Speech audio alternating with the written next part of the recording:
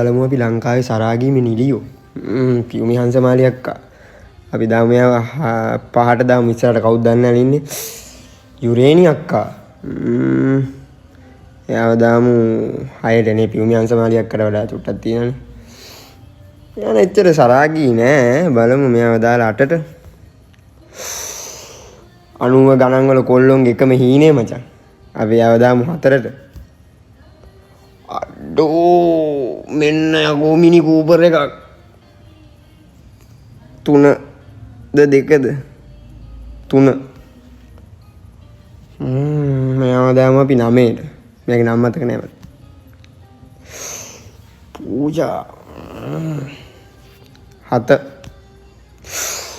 අඩෝ මං ආසම ශ්‍රී number ඉබ්බ car එක අඩෝ 1 අඩෝ පබාව 2ට දානවද 10ට 2ට දාමුනේ කවුද